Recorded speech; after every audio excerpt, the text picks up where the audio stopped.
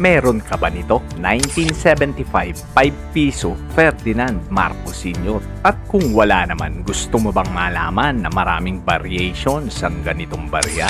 Para naman alam mo ang pagkakaiba ng ganitong barya. Kung ano ba ang mga common coin o mura at ang klase na tinatawag na special, uncirculated at ang proof coin. Dahil magkaparehas man ang kanilang itsura sa unang tingin, magkaiba naman sa tingin ng mga kolektor ng barya.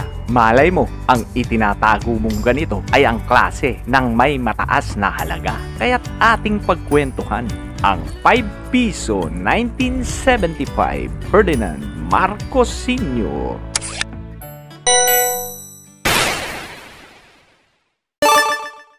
Magandang araw at magandang buhay mga kabarya. Umpisahan natin ang kwento sa pinaka-common o ang pangkaraniwang klase na ating makikita dahil ito ang may pinakamaraming ginawa kung pag-uusapan ang 1975 5 piso Ferdinand Marcos Sr. Pinakamarami dahil ito ay may 20 million piraso na ginawa o mintage na tinatawag. Ito ay minted sa Canada, Sheriff Mint. Kung meron kang ganitong barya, kunin mo na at ating suriin. Ano ba ang makikita sa barya? Umpisahan natin sa harapan. Ito'y walang pinagkaiba. Kahit anong klase, ito ang mga nakasulat. Common man o mga special uncirculated o proof coin. Alam nyo kung saan siya nagkaiba? Sa quality ng barya. Dahil kung inyong susuriin ang inyong barya, ang toning nito o ang kulay ay ordinaryo lamang. Mamaya ay maiintindihan ninyo kapag ating ikinumpara sa iba pang mga variations.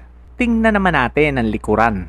Dito makikita ang coat of arms of the Philippines. At kung susuriin natin sa ibaba ng coat of arms of the Philippines kung saan nakasulat ang Republika ng Pilipinas, parting kanan, yan mga kabarya. Diyan sa parting yan, tingnan nyong mabuti. Walang nakamarka na mint mark dahil ang mga gawa sa Canada sa Sheriff Mint ay hindi naglalagay ng mint mark sa barya during that time. Yan ang tanda na ito ay isang common coin lamang. Pumunta naman tayo sa susunod na klase ng ganitong barya, ang tinatawag na special uncirculated. Tandaan nyo mga kabarya, same year, same denomination. Tingnan nyo naman sa pagkakagawa mga kabarya.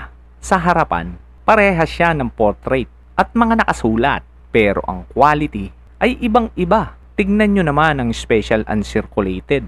Makinang, glossy. Natural na kinang niya to mga kabarya. Hindi nililinis ang ganitong klase ng barya. Dahil bumababa ang value kapag nilinis mo ang mga barya.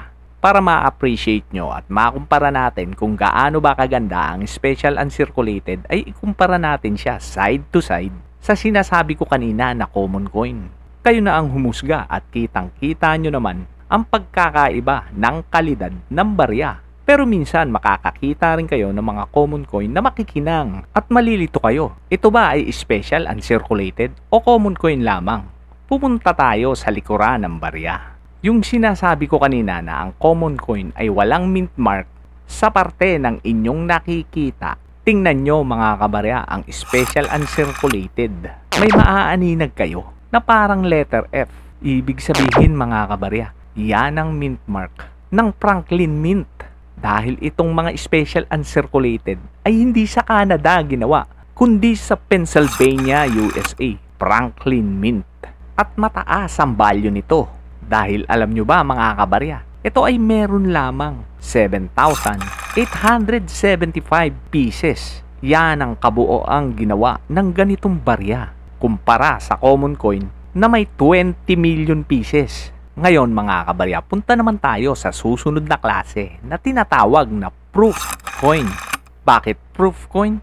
Kadalasan kasi ito yung nakalagay sa mga espesyal na lalagyan o may mga bahay. At ito ang example niyan. Siya ay nakalagay sa isang coin set, 1975, ang bagong lipunan series. At trivia lang mga kabarya, alam nyo ba na bago gumawa ng mga standard circulating coin o yung mga pangkaraniwang barya na ginagamit natin na panggastos, inuuna munang gawin ang mga proof coin.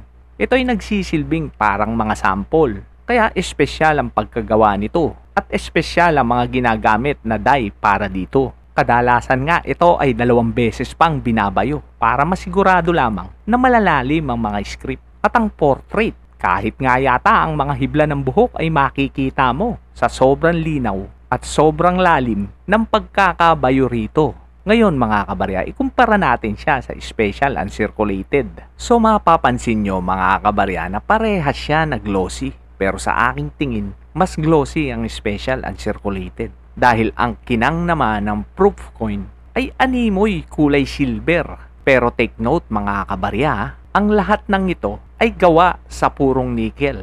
Kaya lang iba-iba ang kanyang ganda ay dahil sa die na ginagamit. Espesyal ang mga die na ginagamit sa ganitong barya. At kung titingnan mo ang likuran nito sa ibaba ng coat of arms of the Philippines parteng kanan, ay maaaninag mo rin ang mint mark ng Franklin Mint dahil ito ay gawa rin sa Pennsylvania, USA. Alam nyo ba ang kabuang piraso ng ginawa nito? 20,000 pieces lamang. Kaya ito ay may mataas din na value. Tandaan nyo mga kabarya, ang may matataas na halaga ng 1975 5 piso Ferdinand Marcos Sr. ay yung may marka sa likod sa baba ng coat of arms of the Philippines na Franklin Mint. Ngayon mga kabarya, magkano ba ito nabibili? Umpisahan natin sa common coin. Ayon sa mga eksperto at sa aking mga nakikita sa mga FB group, ang bentahan nito ay from 30 pesos to 100 pesos. Sa isang episode ng aking paboritong show na Pinoy Pawn Star ni Boss Toyo, may nagbenta nito, may kabuo ang 41 pieces. Ito ay binili lamang ni Boss Toyo ng 1,000 pesos o pumapatak na 24 pesos per piece. Dahil ang purpose naman ni Boss Toyo ay ipamigay lamang ang mga ganitong klase ng barya. May nakita rin ako sa FB group, ito ay kanyang binebenta ng 40 pesos per piece. Na kung makikita nyo naman ay magaganda ang kondisyon at kung perfect condition o flawless ay baka mabenta mo ng 100 pesos. Ngayon sa presyuhan naman ng special uncirculated at proof coin, ito ay dumedepende sa ganda ng barya dahil kadalasan ang proof coin ay ang mga nakasealed o talagang hindi nagagalaw. Kaya ito ang mas mahal. Ito ay pumapatak from 1,000 pesos to 2,000 pesos. At ang special uncirculated naman ay from 300. At pwede rin naman pumatak ng hanggang 2,000 pesos kung ito ay perfect condition. Dahil kadalasan ang mga special uncirculated ay may mga gasgas na. Dahil wala itong special na lalagyan. Hindi tulad ng fruit coin. Kadalasan na aking nakikita, ito ay silyado o talagang inaalagaan ng mga coin collector. Ano ba ang aral ng ating pinagkwentuhan? Na importante ang mga marka sa barya dahil may mga barya na espesyal ang pagkakagawa at kaunti lamang at malaking factor ito na nagpapataas sa halaga ng barya dahil mas kaunti, mas hinahanap ng mga coin collector at factor din naman ang kondisyon ng barya. Hindi porke parehas na yung isa ay pangit o lasog-lasog na at yung isa ay napakaganda, malaki ang diferensya ng kanilang halaga. At dyan ko natatapusin ang aking kwento. At sana kahit kaunti mga kabarya ay may natutunan ka. Maraming salamat mga kabarya.